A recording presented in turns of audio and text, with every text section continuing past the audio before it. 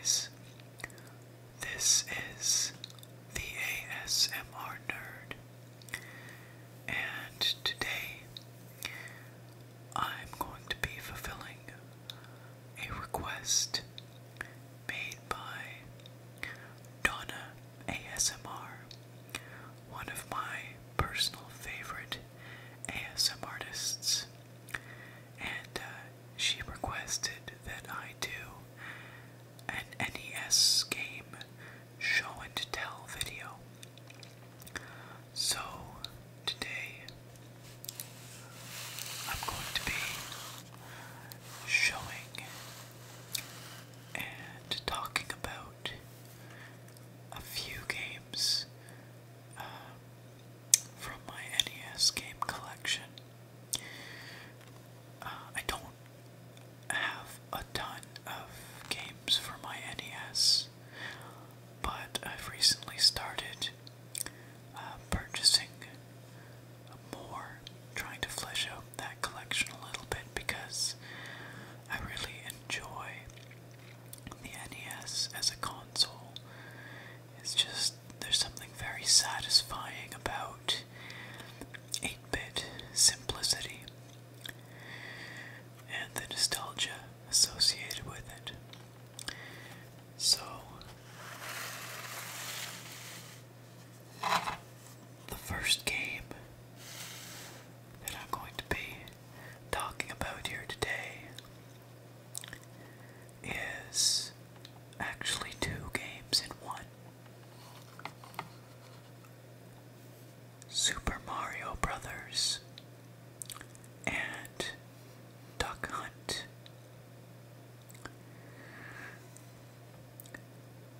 There's not a lot that needs to be said about these games, actually, because I think most people are probably fairly familiar with them. Super Mario Brothers is one of the best known platformers of all time, in which you play Mario, or if you're playing two-player, Mario and Luigi. Duck Hunt is a light gun game that uses the Nintendo Zapper,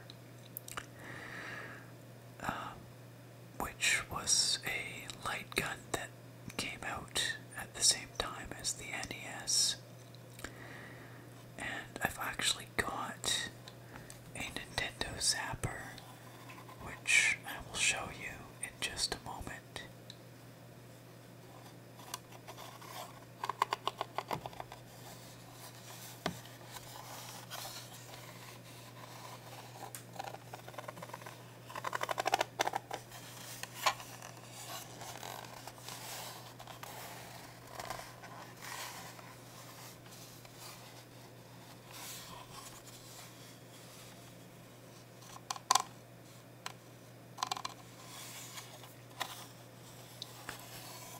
I believe that both Super Mario Brothers and Duck Hunt came out in North America in 1985.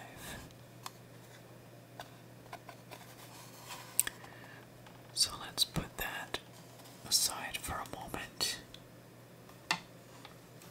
and I'll pull out the Zapper light gun.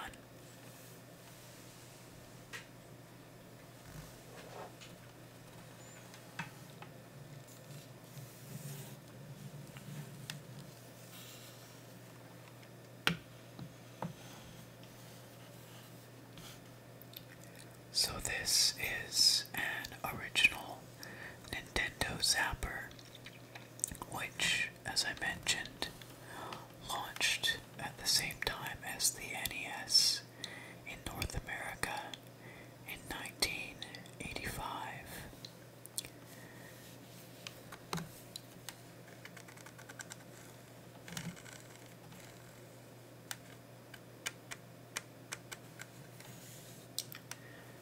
When I was younger, I I was convinced that these things worked with some kind of magic or something.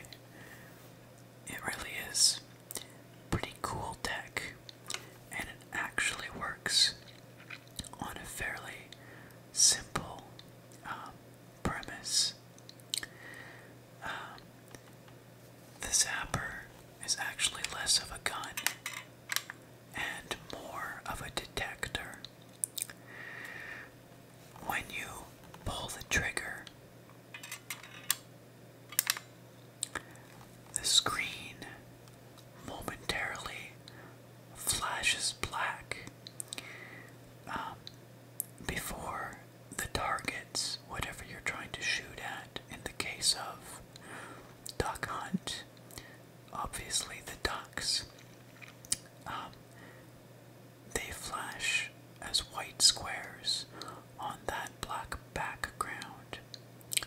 And the light gun has a sensor within the barrel that can detect if it's pointed at that white square.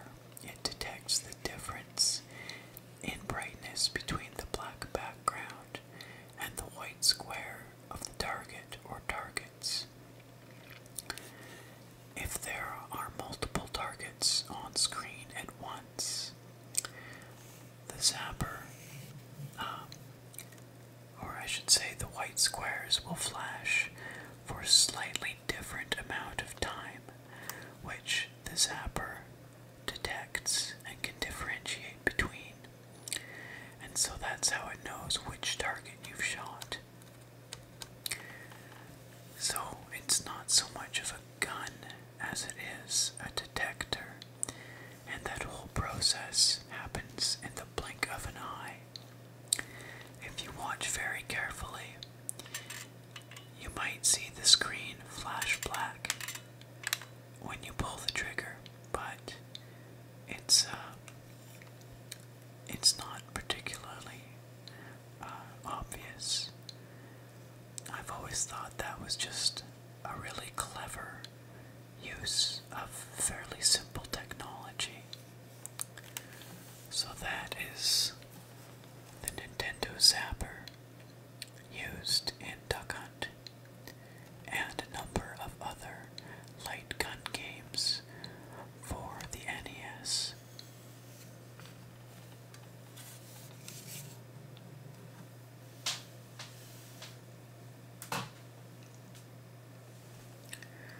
The next game I'm going to show you is a little bit different from the first cartridge, the first two games.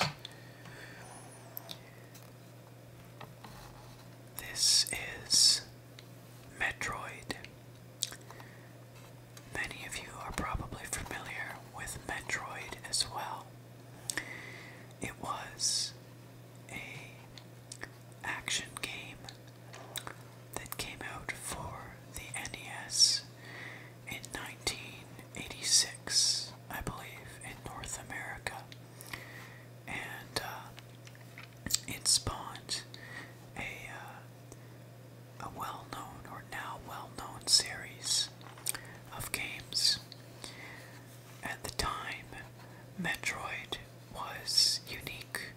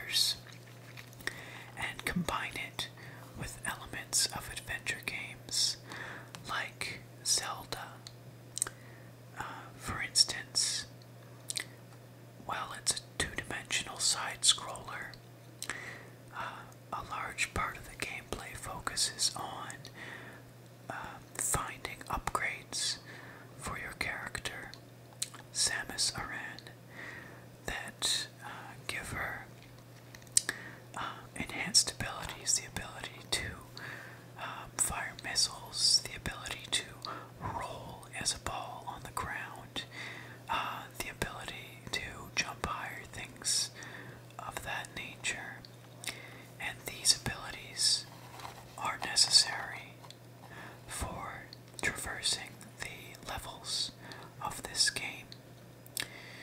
And another interesting thing that Metroid did was, instead of having linear levels that simply scrolled to the right as, or I guess the character moves to the right, the level scrolls to the left, whatever.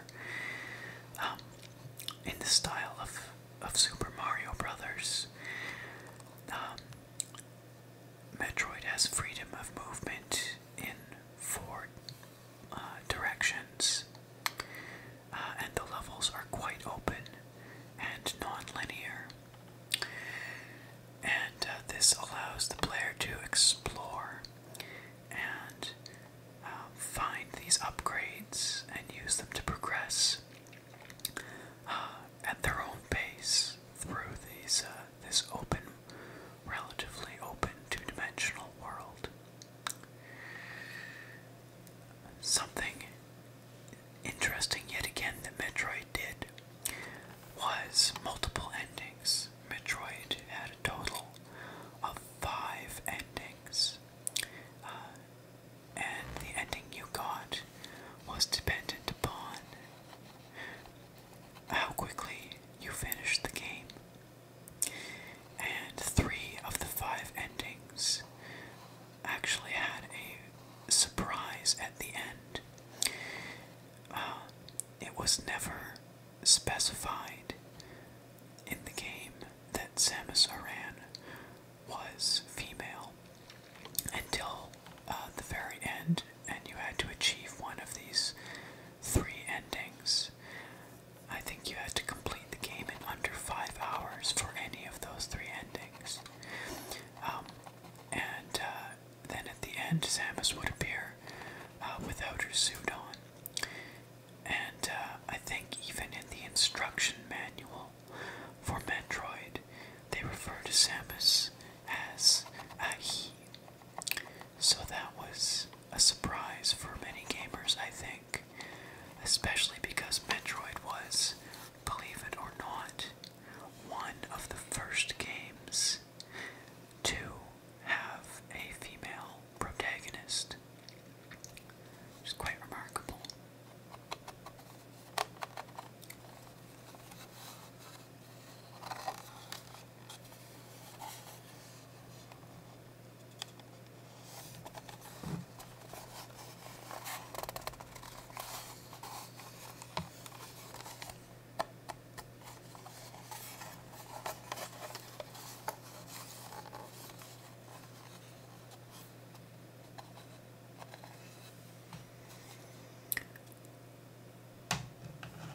So, the last game that I'm going to share here today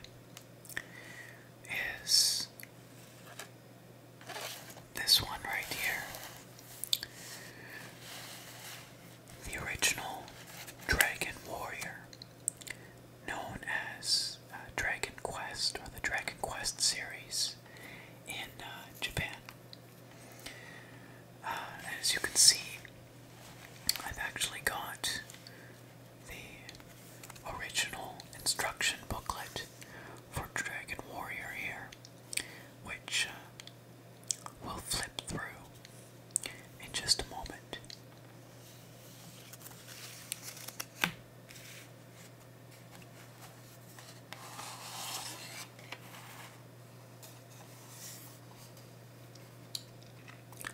Dragon Warrior is what we would these days call a fairly traditional Japanese RPG or JRPG in the style of Final Fantasy and many others. It's a turn-based role-playing game in which you control a character who traverses an overworld in real time, and then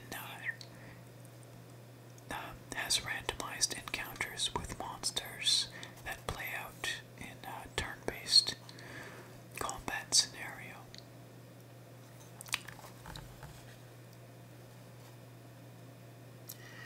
it says here, your mystical quest begins.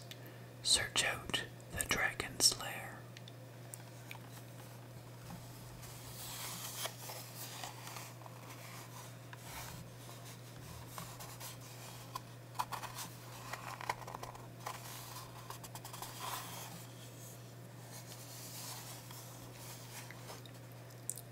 I have a video from quite some time ago in which I play a little bit of Dragon Warrior 3 on my Game Boy Color.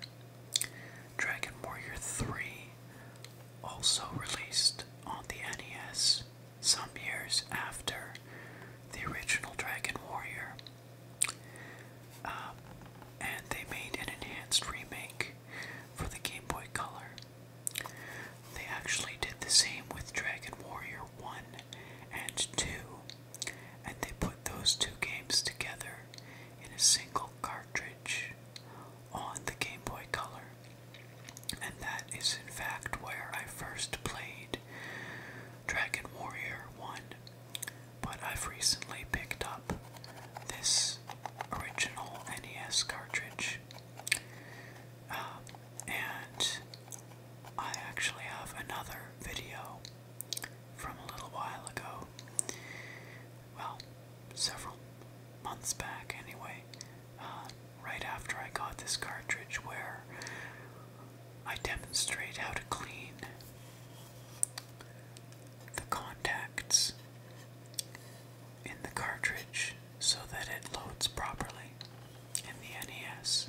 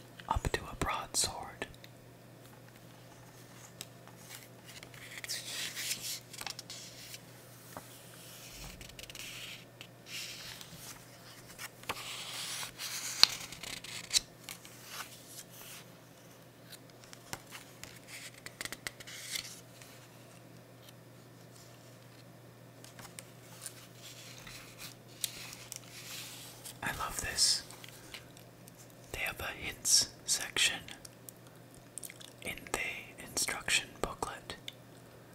That's such a charmingly old school thing to do. In a time before the internet, where this might be your only reference item that you have for beating the game.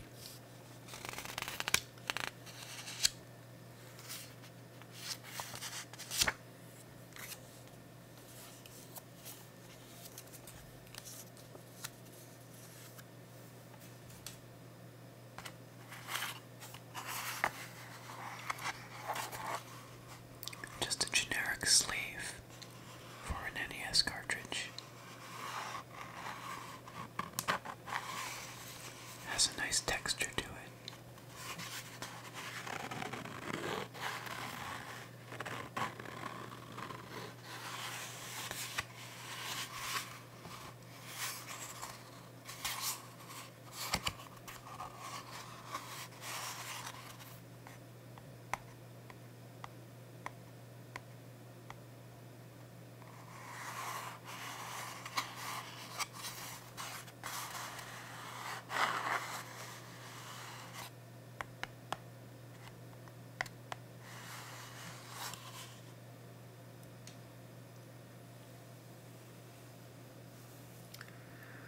I think I'm going to leave it there for now.